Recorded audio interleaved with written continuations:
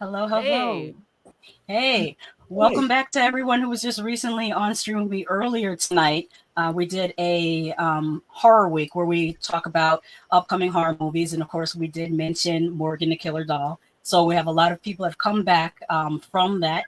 I will say hello to you guys in a minute, but let me introduce my guests. I'm going to go reverse order. Um, Joining me tonight is Bix Krieger, Shelby Wright, Hello. Adam Slemon. Am I pronouncing that correct? Slemon? Slemon, close enough. Slemon. Sorry about that.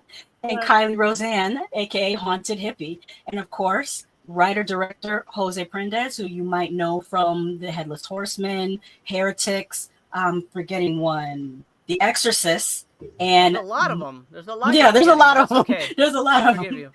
And of course, his newest film, Morgan the Killer Doll. And you guys know I'm a killer doll person. You know, I have a whole dollathon on my channel. I have covered everyone from Robert to Annabelle to Chucky to, of course, the Black Devil doll from Hell.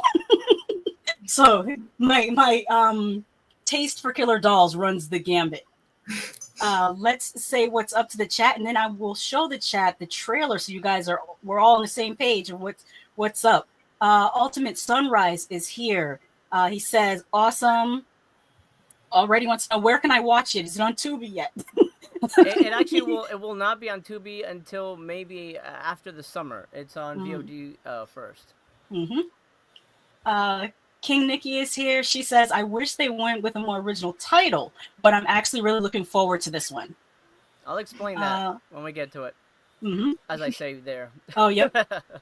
Tournament says, hey, MC and Lady Shasha. Haunted Hippie. She peeked it into the chat and says, hey, yo. Ryan Guerra is here, says hello. Shout out to Haunted Hippie. Titular Heroine is here, says hello again. Doc Kaiju is here, and they say the movie looks good. Ryan Guerra says, don't forget Monster Mash with Michael Madsen, which, by the way, one of our guests, Adam, was also in. He played the Mummy. That's right. I look a lot better now. I took off. Actually, oh, sorry, Adam. Go ahead. Continue. Talk about your mummy face. No. I got this great skincare routine in LA, so I de-aged a little bit. Goat milk. And goat milk. Yeah, actually, Bix is in Monster Mash as well. Oh, I didn't know that. She plays our gypsy kind of fortune teller magician. And Shelby was in Heretics. So these are all sort of at the bottom row is returning character actors, I guess. Mm-hmm. Yeah, there you go. We've worked together before. Mm-hmm. Titular Heroine says looks really interesting. John Larberg says here to support Kylie, and Haunted Hippie says if you don't like spoilers, dip out for the trailer, but come back. Yes. Okay, I'm going to show you guys the trailer before we get into it. Or know what? I think no, I'll stick with my original plan. We'll show the trailer first.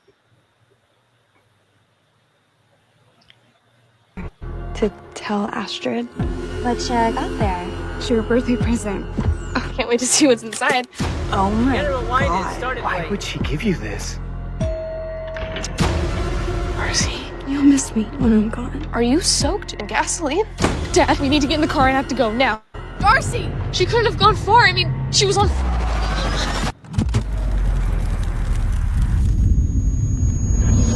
It is horrible what happened. We just want you to know that we're here for you. If you ever need to talk, here's where you can find me. She gave me a life-size rag doll. Wow. You're scaring me. We know very little about the world that we live in. And the world around us is terrifying.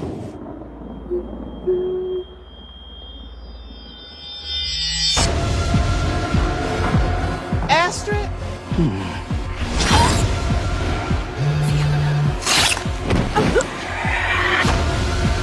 Where the hell is everyone?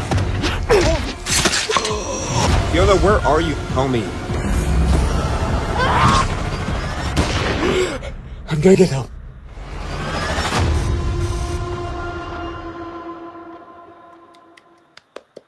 All right. I I have to think the admit, trailer the started a first... little late, but yeah, you got the idea. Okay. The first thing I noticed, even in the trailer, is the lighting. I really like that you went with more. I don't know how to describe it other than it kind of reminded me a little bit of like Suspiria type lighting. When I think that, I think of like Suspiria, or I think of like The Void. Like I really like vibrant lighting like that. Is there a specific reason why you went for that choice in lighting? Usually because on something like this, a movie that we had a very small shooting schedule. On something like this, you just shoot it with either available light or just flood it with white light and hope for the best, and so it looks very very plain. And I don't like my movies to look uninteresting, and so we did our best to modernize it, brighten it up, add color. I love playing with color. Luckily, I had an incredible DP. His name was Camilo. He's actually on my new one that we're prepping right now, and not only was he fast, but he's an artist, and he really painted the shit out of that place. I mean, where we were shooting was all white walls, so if we lit it badly, we'd have shadows. We'd just have ugly, white backwash on everybody. It would just be ugly. But he gave me this lovely magenta purple look to the movie that I think not only allows it to stand out, but really feeds into sort of the fantastical elements. I think at least helps it a little. Like you said, kind of like Suspiria does. And I have a kind of an icebreaker question that's kind of going to go round robin. I'm going to start with Vix. I always ask this question because it kind of gives a gauge for like horror fandom, not in a way of judgment, in a way of like getting to know you. What is the earliest horror movie or horror TV show that you can remember watching? Oh. I know that there was something before this, but this one's so formative for me. When I was in 3rd grade, I remember having a sleepover and watching Jeepers Creepers. And oh wow!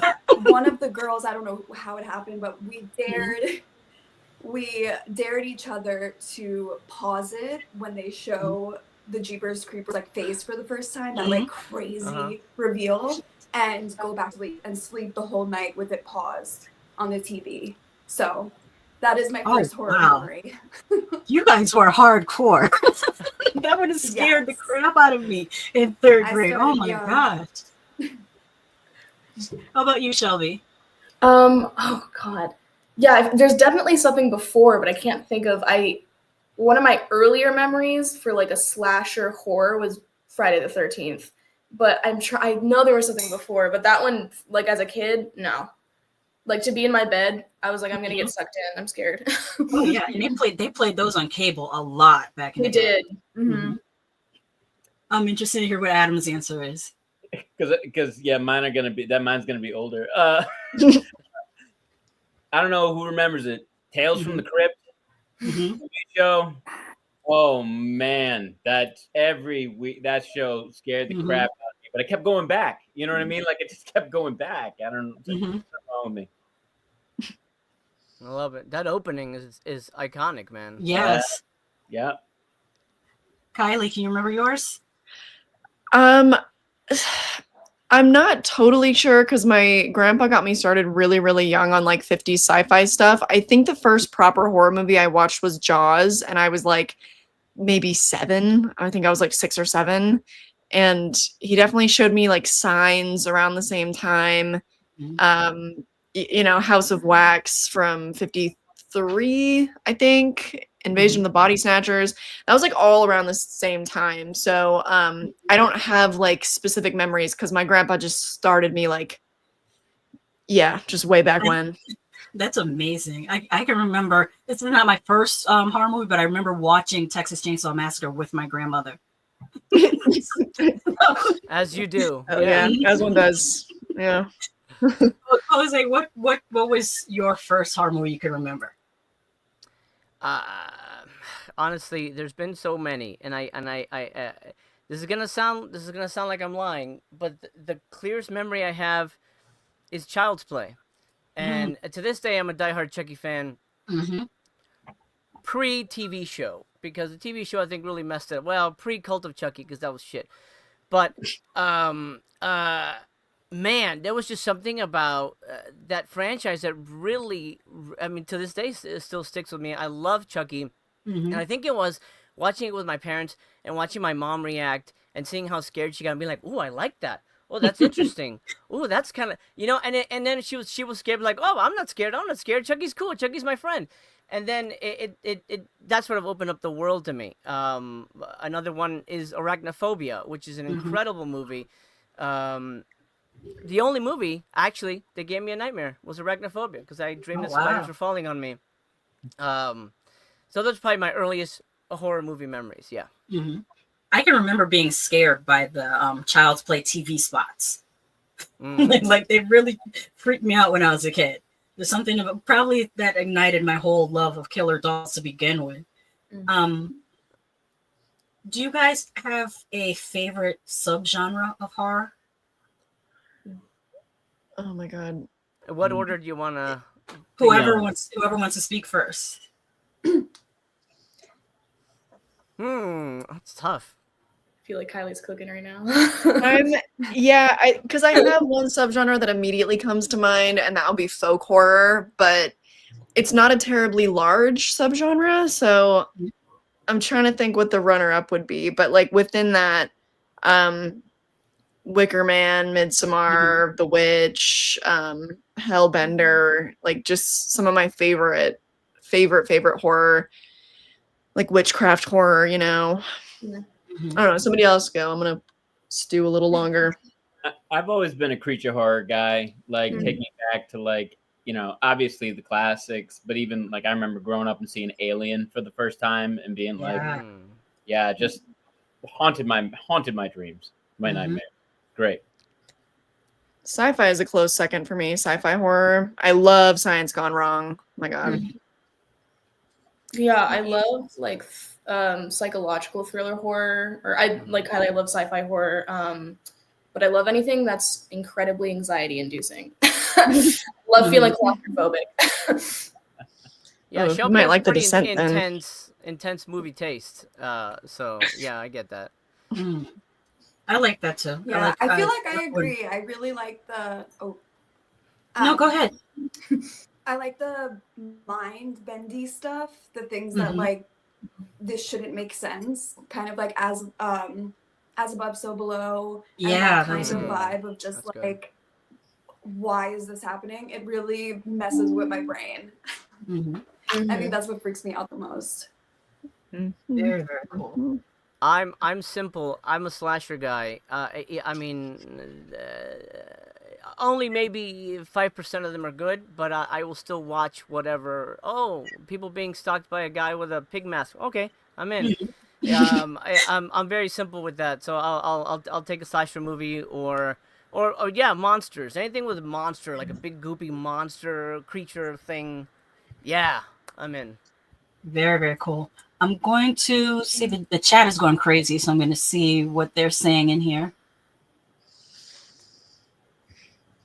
John Larberg says, "Damn, that looked good." Damn right. Paul Jaws says, "Hello, happy Jurassic Park Day." Oh, I didn't know that it was Jurassic Park Day. Very cool. Anniversary? It's possible. Ryan says, "One of my earliest horror film experiences was John Carpenter's Halloween." That was kind of mine too, but not visually seeing it. I remember hearing the score from Halloween from the living room. It might have been Halloween 2, as a matter of fact. I think it was Halloween 2. And I remember hearing the music from my bed and being very scared just by the music. It's very eerie. Doc Kaiju says, "If you like Jaws, you might like Godzilla -1." Oh, that was a masterpiece. Great. It was just. Doc says, "Earliest The Gate," and it terrified me. Oh, I like The Gate. That was a lot of fun. It. John says, "Gee, Chucky is a killer doll too." Yes. Tony Man says, "Alter States" was mine. Was that even a horror? I would describe it as a sci-fi horror. Yeah. Titular Heroine says, "I think Parts, the Clonus horror." Wow. That's a deep cut. Wow. Yeah. Okay. Doc says, "Jose, do you have a favorite puppet in the Puppet Master?" Well, I don't know if Doc Kaiju wants me to say Leech Woman because I was gonna direct the Leech Woman movie, but she actually wasn't my favorite. My favorite, honestly, is Blade, because obviously he's the coolest, or Six Shooter because I like westerns. So those are my two favorites. And Blade, he's meant to look like an actor from Germany. What is the actor's name? He's supposed to look like Klaus Kinski. Yes. At least that is the sorry, not to get nerdy, but that is a retcon because it wasn't really set up until the third movie. But anyway. Oh, somebody probably said, "Hey, you know that puppet looks like Klaus Kinski," and they were like, "Yeah, I meant to do that." Yeah. Sandy Absolute says, "Watching horror movies as a kid, loving them, and then being terrified at nighttime by them is a great feeling." Ryan says, "Slashers are the best." Paul Draws says, "The Ritual is my go-to creature feature mythology culture." And yes, The Ritual. Nice. Godzilla -1 all day, of course. Hey. Speaking in the chat. I know that guy. Yeah. Ryan says, "Yes, the original Jurassic Park came out today, 32 years ago." Oh my God, I feel old. That just made me feel instantly old. There were people who weren't born when Jurassic Park came out. That's wild. Do they look at Jurassic Park the way we look at Godzilla from the 1950s or 60s? I don't think so. No. I hope not. I grew up on it, so. Oh, you were. I didn't know that.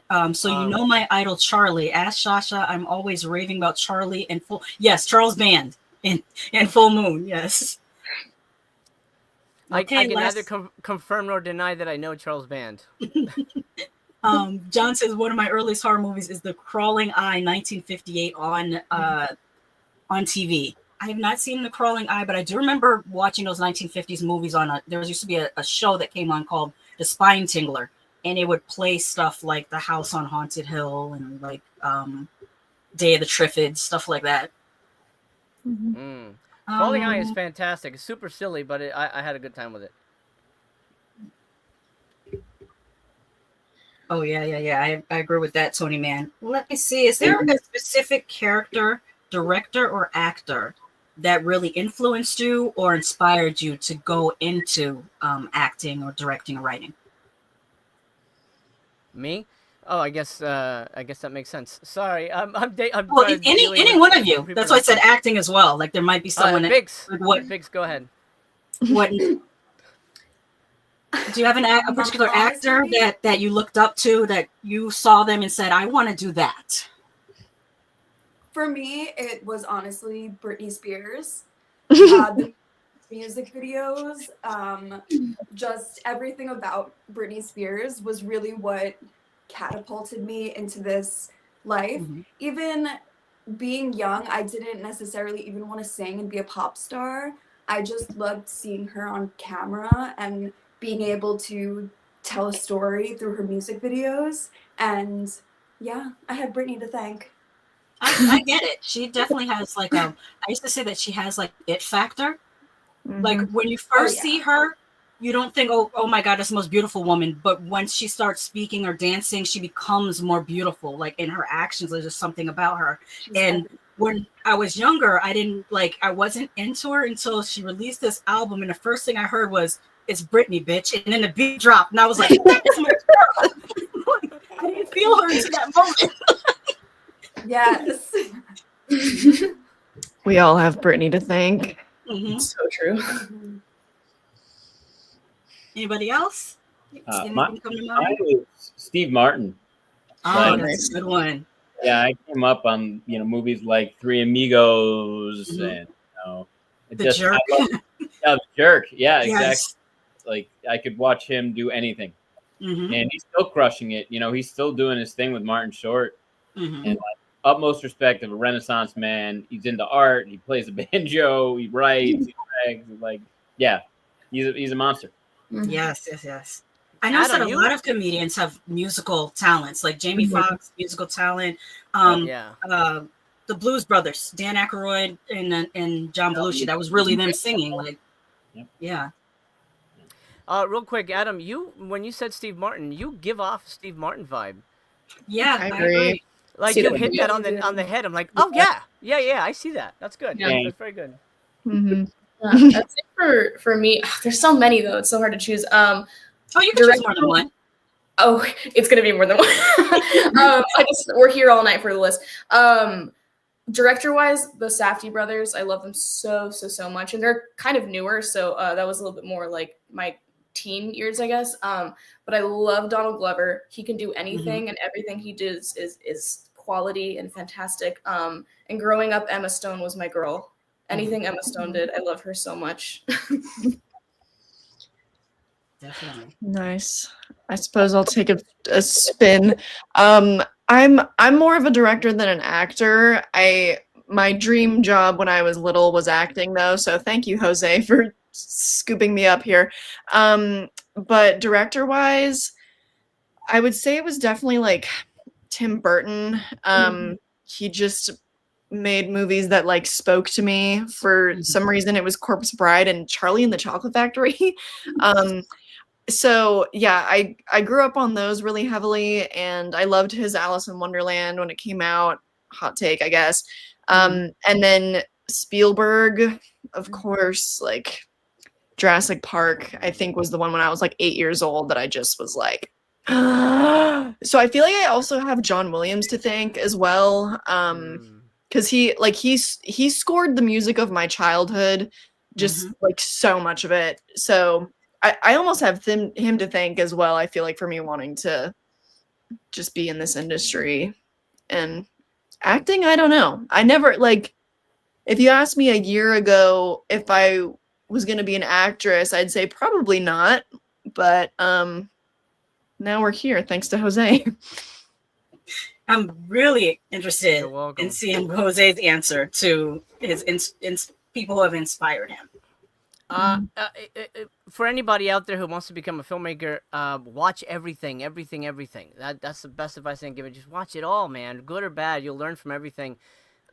Biggest inspirations for me, you know, I'm an 80s kid, so John Carpenter, Spielberg, Walter Hill, these are people that really, I don't know, spoke to my soul. And made me understand what cinema could be. Then the older I got, then I discovered Fellini, you know, Ingmar Bergman, and these people were saying something about the human condition in such an interesting way. And the fact that cinema is all the art forms, you know, it's acting, it's writing, it's music, it's painting visually, and well, obviously painting is visual, but you know what I mean, with motion. Simple answer, basically everybody who shaped that, you know, Richard Donner, all those people who shaped those movies in the 80s that I still watch, that I've shown to my children, that still mean something to me. And there's a reason the 80s still resonates, because I think that's when movies were the most pure. Or Robert Zemeckis, oh my God, Robert Zemeckis made some incredible goddamn movies that are timeless. I feel movies are very different nowadays, and I think audiences, you know, young kids growing up in cinema today is going to be very different from how I grew up and how Adam and I grew up. But I'm glad that those movies are still around and people can discover those, because there's such a rich legacy of cinema, and it shouldn't be forgotten.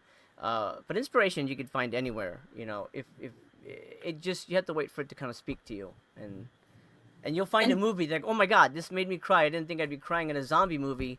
By the way, Train to Busan, first horror movie I ever cried at. My God, damn, what a movie! Yeah, same. I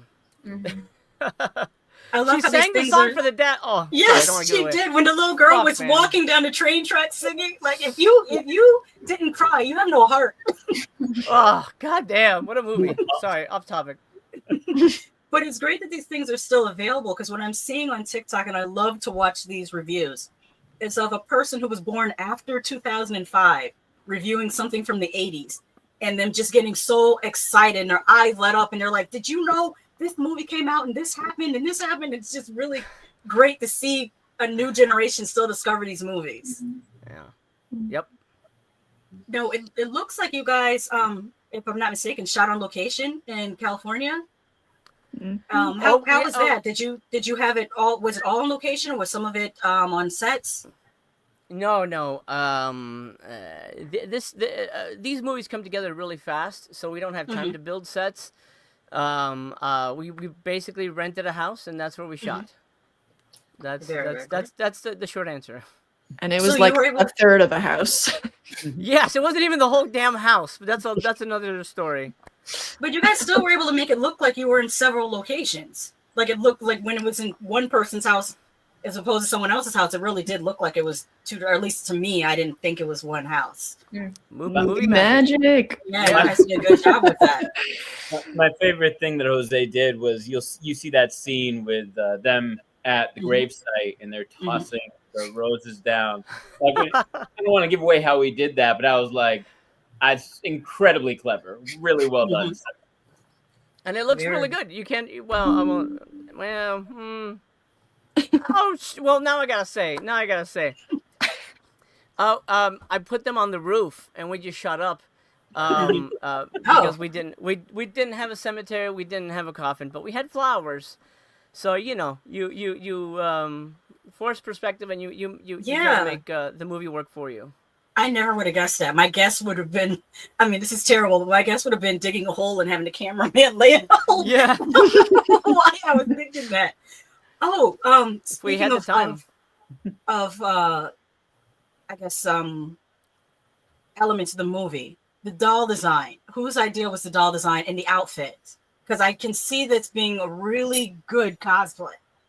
Yeah, it was crucial to have a good-looking doll because she was going to be very instrumental into what happens, obviously. My original design was out of our budget. I wanted to do a goth Lolita kind of a thing, purple and pink and lace and stuff. But we couldn't afford that. Couldn't get the thing in time, so we went with the kind of the classic sailor outfit. Which I feel just screams weird doll. And then the mask was the doll's face was sort of a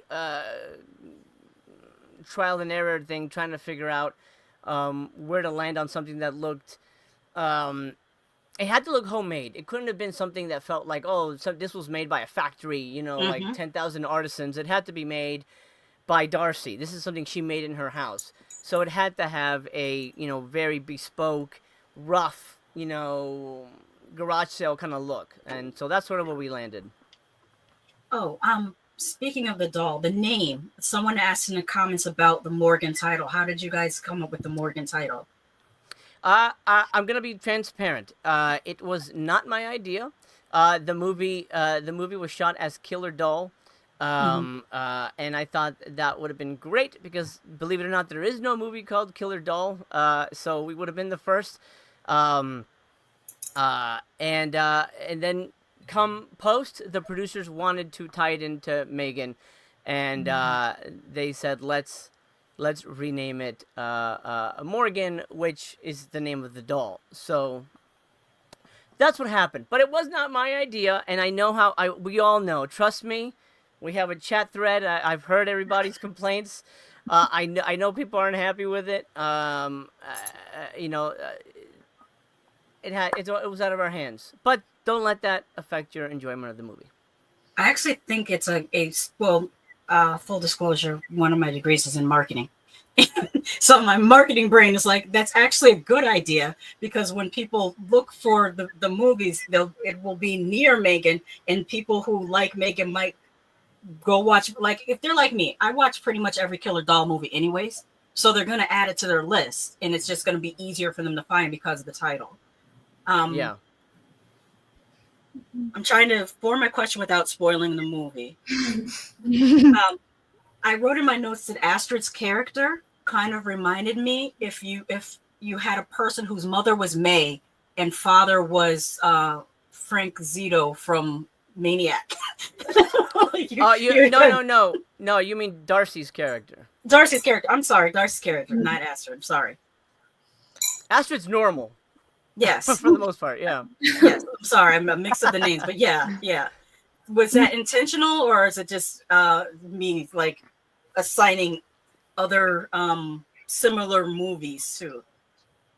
You know, it's interesting that you read Joe Spinell in that. Joe's an amazing actor. I think maybe when you have a character that's a little unhinged, I think maybe most horror fans will go to, oh, feels like a Joe Spinell.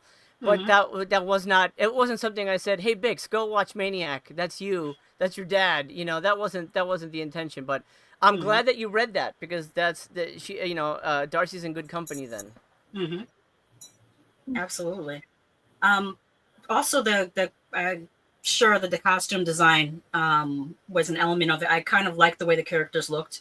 Are they meant to be teens or young adults? Because they didn't really show them in school, so I couldn't tell whether they were meant to be college age or high school age. They're college. They're college. There's a couple times that they mentioned we're going to class, and Darcy mentioned she's got a scholarship.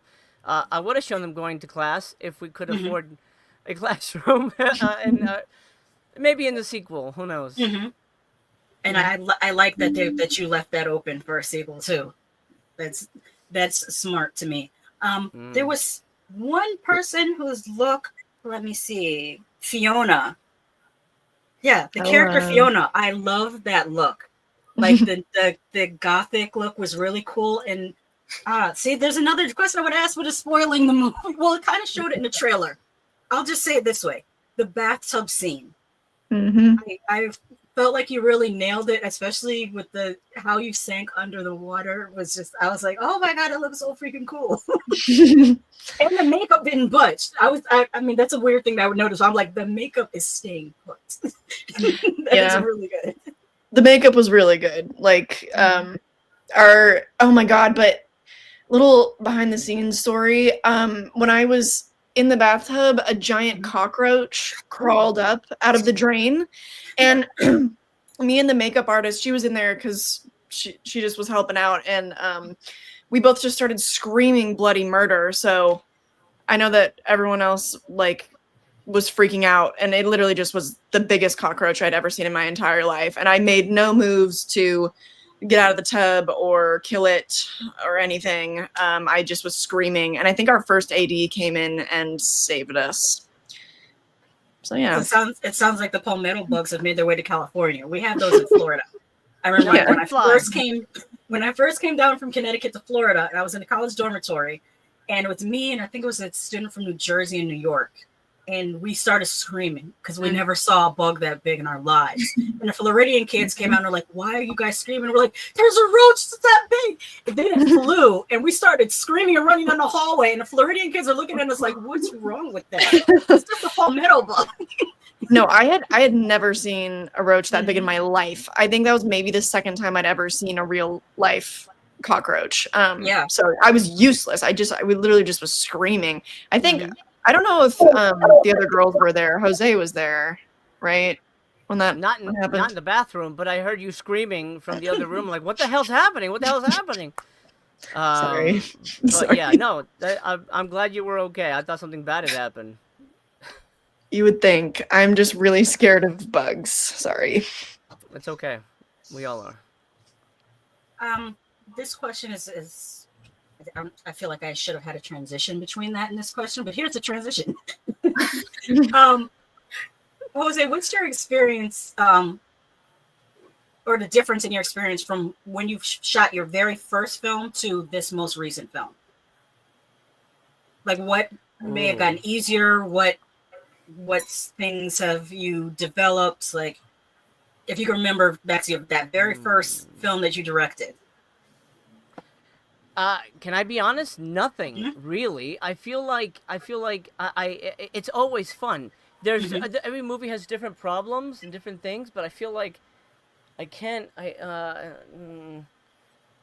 mean, maybe I, if anything, probably more into communication with an actor, and the actors can chime in terms of like how we approach a scene and things like that. So maybe just sort of learning more like how to get what I want without saying, hey, say it like this, because no one likes to hear that.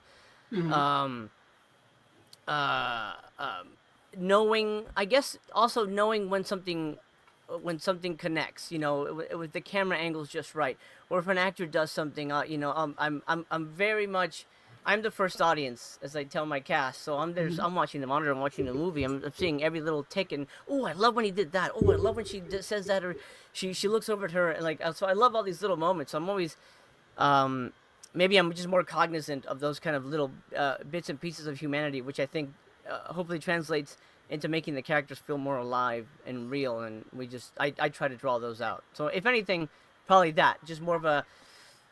Being able to handle on-screen emotion, I guess, a little better. Very, very cool. I have a question from the chat. John says, are horror movies a good career start for actors and actresses in film? I can think of a few where I saw their early films in horror, and now they're famous. Annie Taylor-Joy. Mia Goth. Jennifer Aniston. Renee Zellweger.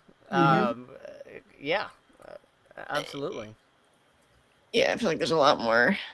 Yeah. Jamie Lee Curtis, but she was a Nepo baby. Yeah. Nepo baby, I don't know. Tony Man says, who has the doll now? I'll be right back. Oh, no. Oh, no. I'll read some more of the comments that are a little unrelated but related. Tony Man says, if the ladies want an unnerving horror, take a gander at Event Horizon.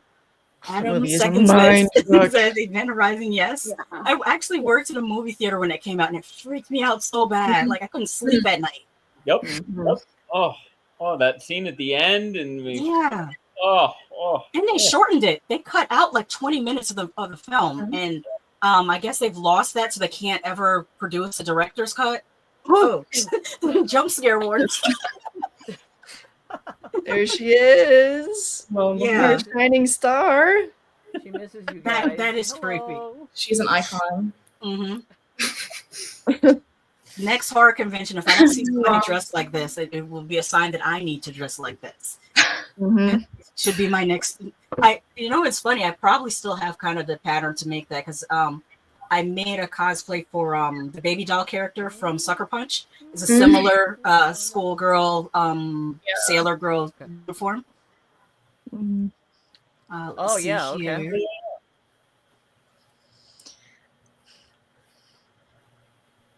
Okay, John says, if you want to see creepy dolls, find a 19th century doll museum. So interesting to look at. We have one in Utah. I believe it. Ryan says, gotta cash in on the hot IP. LOL. Yes, about the marketing. Yeah. Why does he also say they're taking online classes? No, that would have been funny. She's walking somewhere. Internet cafe. Oh my God, that's more terrifying than the killer doll. Paul Draw says, a mutant cockroach. Doesn't he talk like Arnold? At least he doesn't fly. And John says, yes, New York has the biggest cockroaches. Tony Man asked a question, what movie had the most time constraints? I think that one specifically. Monster Mash. Monster Mash. Right, Adam? Boy, that nearly killed us, dude. Yeah. You had to do a whole rewrite on day 2 or day 3. God dang it. Wow. Yeah, that was one of those I think I'm done kind of movies, but it came out amazing and I love my cast, so I'm proud of it. John says, I recently watched The Legend of La Llorona and I liked it. Thank Very you. Cool. And Ryan says, the star of the movie herself. Lingering in the back. Menacingly back there. Back there. Yeah. Oh, John's comment reminded me, a lot of the dolls in the movie are actually Bix's, and I don't think you ever told me like where they came from. I know a lot of them were your mom's, but like the era or anything. Yeah, so I feel like I want to say like 90% of the set dressing of the doll stuff was my actual doll collection. And yeah, a lot of them came from my mom from when she was growing up. So I have a lot of like little pieces that have broken off. I have a lot of body parts. And then the rest of them have been things that I've just collected, like thrifting. I saw some sitting on the side of the road right as we were in pre-production. And I made my boyfriend like skirt U-turn if I could grab them. And yeah, I just love dolls. We use them for the music video too, and I actually my camera. I think. Oh, I accidentally unplugged it, so it died. My bad. Sorry. I literally just was also gonna show because we used her dolls for the Plaything music video too, and I realized I had forgotten to bring back a little doll hat that I found on set after you left. I still have it. I'll bring it to the premiere, but. Yeah, the Plaything music video. Also check that out. That's on my channel. Shelby also helps with choreography. Bix was in the music video, and it's a really good song. Cool. Yeah. Real quick, before I answer Tony's question, when it comes to Bix, she was the first actor hired for the movie, and it happened during I believe it was the Monster Mash premiere. She showed up in a dress with doll heads. Glued to it, or I don't know how you attached them, but you had they were like doll head. pinned. Okay. Yeah. And I'm like, oh my god, this is incredible. And this story's been in my head for a couple years, and stuff that I wanted to make it happen. I was hoping to pitch it. At one point, I had thought of pitching it to Blumhouse, but then Megan came out, and ironically, here we are. Big shows up in the doll dress, and I'm like, oh my god, this is like kismet. This is meant to be. Then later on, when the movie became a possibility, we were chatting on the set of another one of her films, Witch Hunter, and I said, I've got this crazy movie. It's about a killer doll, and so I kind of gave her the the ballpark pitch. And she goes, I'm in, and I think it was meant to be. I honestly could not have done this without her, as Darcy. She was, I think she was just pitch perfect. And I've worked with a lot of actors. I love my cast, but seeing her on screen for the first time, it's the closest I've ever come to saying that's exactly what I saw in my head. It almost never happens. But thank you, Bix. I mean, you nailed it. So thank you. I have to agree. You guys had great chemistry together, especially the scenes with Bix and Shelby interacting with each other. I thought you guys played really well off each other. And all the actors actually had really great chemistry. I actually watched this with my husband. He said about Bix, he said, they should get her to play Reagan in the new Exorcist movie. like that's yes. You know how to turn up the creep factor. That was great. I forgot what the question was. Let me put up Tony Mann's question again. Without spoilers, was it fun to play the outcast girl, and what happens? Ooh, what happens is a little tricky. What do you mean? What happens? We'll go with the first part of that question. Was it fun to play the outcast girl? Yeah. Like, was it fun where the script went? I think he was just trying to avoid spoilers. Oh, gotcha. Yeah. I absolutely loved playing Darcy. I agree with Jose when he said it felt meant to be. It definitely felt like a role that I was so called to from the first time that he mentioned it to me. And yeah, I always say that it's not in the no spoiler way, but I relate to Darcy so much. Her darkness, her longing, her just wanting for love and connection, but not always being able to communicate that in the right way. So I loved playing her. I think it was a very cathartic experience. Very cool. I have a question for Shelby. Your character has just had a car accident, if I remember correctly, and you had to walk with a limp. Did you have any special apparatus? Did you just walk with a limp, or did you strap your leg up, or have any type of apparatus to force yourself into a limp? Or great question. The first I think it was the first day of shooting, I intentionally was putting just little pieces of like a pebble or a stick or something in my shoe so that I wouldn't want to walk on my foot. But I think I stopped doing that probably after day 2, and just kind of went for it. Just leaned into one leg heavier than the other. But honestly, putting something in my shoe was kind of helpful, just to a reminder of not wanting to have that leg have weight on it. I remember it might have been like day 2 or something. I was like, how's the limp? You know, like I don't remember what I said, but you pulled like a little like pointy leaf. You were like, I remember I found like a really pointy, like sharp. I don't know why I chose that, but like it was like a sharp, like crunchy leaf. It was really painful. I don't know why I chose it. I was like, oh. like, Yeah. Without spoiling it, Adam, you had kind of an action sequence. How was that to film? Yes, tell her about that because he choreographed that shit. Oh, cool. Yeah, I have a martial arts and a stunt background. And when I showed up on set and Jose's like, could you do me a favor and do this? And I go, cool, what angles do we have? And he's like, this one. And I was like, oh, okay. No, it was a lot of fun to shoot. I can't say too much, but my scene partner in it was fantastic. And, you know, it's one of those things where it's like, we've got 2 hours where we have to do this fight scene. Let's choreograph it. Let's go over the moves. And, you know, that stuff can be really tricky. And I think all the cast, because there were a number of times where guns were fired and things like that. And people, you know, I was going over how to take a shot and how to fall. And everybody just crushed it in a very quick amount of time.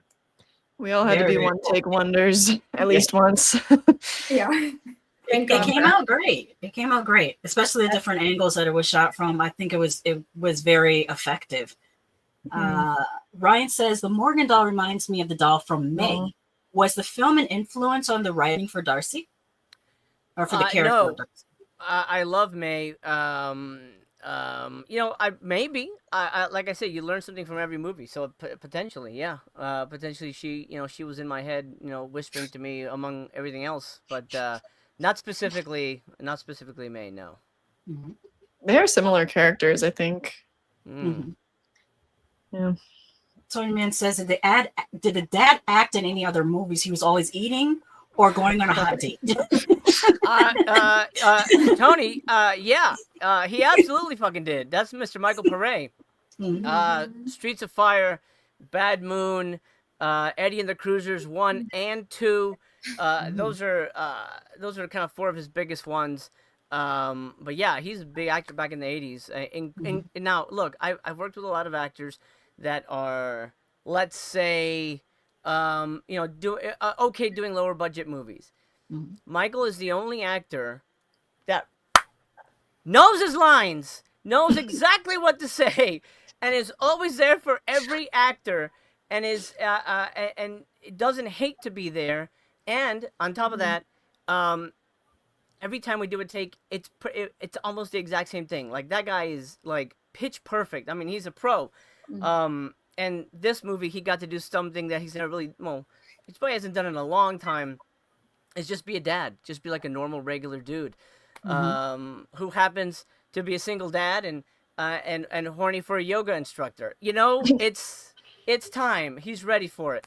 And I think his scenes with Shelby are so human and so warm that we see a side of Michael that you don't normally see in his movies, because he's usually playing cops or presidents or generals, and here he just gets to be a regular human being. And I think I love him in this. I think he did a great job.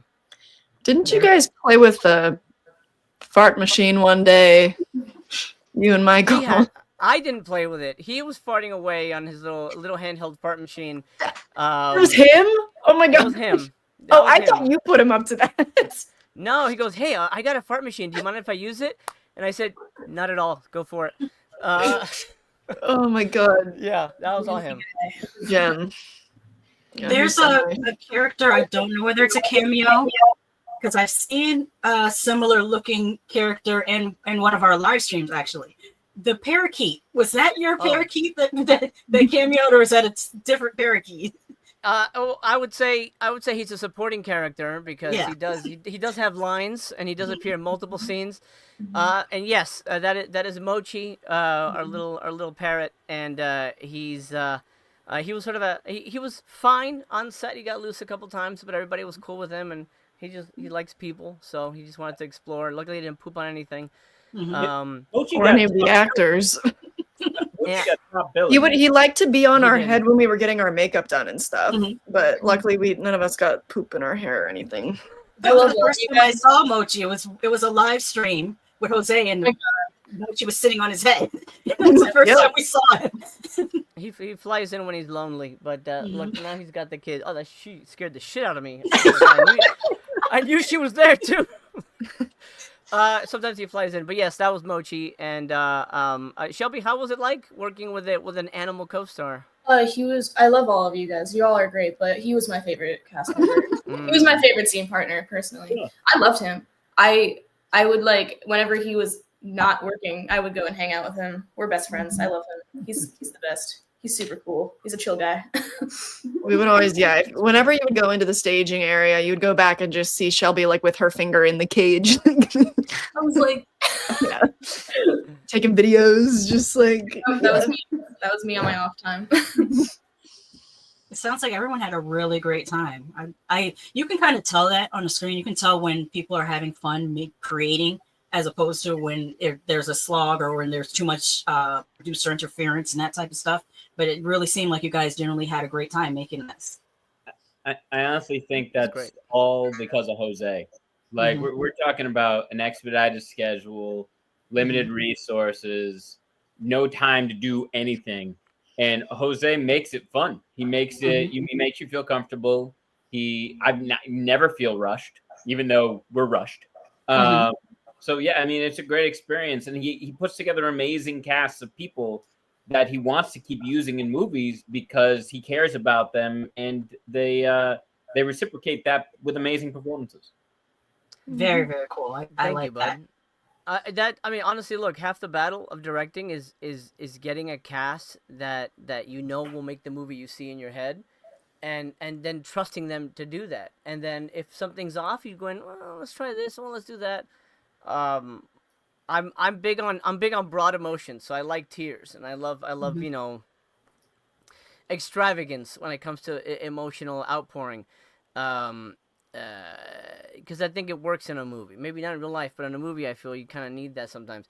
And this cast, not only did they come in as professionals, but they came to play, and to do something really special. And I'm glad you found it as fun as we were trying to achieve. I mean, the goal is to make a fun horror movie. I think any horror movie that's rewatchable is fun. There's a reason Scream you can watch 100 times because it's a blast to watch.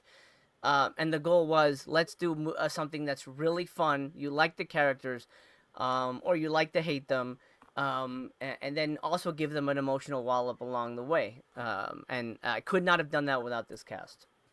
Definitely. And I enjoyed watching you. I won't hold you up too much longer. Like I said, great job to all of you. Kylie, Adam, Shelby, Bix, you guys did an amazing job. Jose, as always, you are doing your thing, and I'm very proud of you. Can you tell my audience where they can watch this when it comes out on Friday? Unfortunately, all the VOD places have not been listed yet, but it'll be, if past films are any indication, it'll be on, it'll eventually be on Amazon. It'll be on Google Play, Fandango. I forget what it's called now. I think is it Fandango Online or something? Whatever. The Fandango I think it's one. still Fandango. Yeah. Yeah. Sorry, I just got really stupid news. Anyway, refocusing. It'll be on every streaming VOD platform possible, and then it'll be in theaters not this Friday. It'll actually be in theaters starting the 20th of June in select theaters. Yeah. So we have a chance to see it on the big screen. That's cool. Yeah, and we'll be doing a premiere Friday night, Friday the 13th. And I don't know if Kylie's going to be vlogging it or not, but we'll have some. We might have some behind the scenes footage for the eventual physical release that I've been promised. So that'll go on there, as well as the accompanying music videos that Kylie directed. Very, very cool. I shot a lot of behind the scenes footage on set actually that I just have. So Okay. you'll have to let me know when it's time to do something with that. Good to know. Thank you. Oh, good. You guys check out Kylie's channel, Haunted Hippie, as well. So you can check out that music video. And if she does get to do some behind the scenes vlogging, I'm sure it'll be posted there as well. Thank you guys so much for coming through again. And thank you to everyone that is in the chat. Let me read the last few comments. Tony says the FX department did their thing with the blood. It was great. John says, I'm so glad to hear that everyone had a good time making this film. I'm sure it shows up in the final product. Ryan says premieres on Friday the 13th. And Tony says, I can't wait to see all the cast again in more movies. Can't wait for Jose's next movie. Great all around. And Titular Heroine says, thank you, everyone. And thank you guys. You guys have a wonderful night. And we'll see you back here tomorrow. We'll be talking about the Predator series, and we'll see you back here Friday to talk about Friday the 13th. Both the movies and the series. Thank you again. You guys have a good night. Thank you.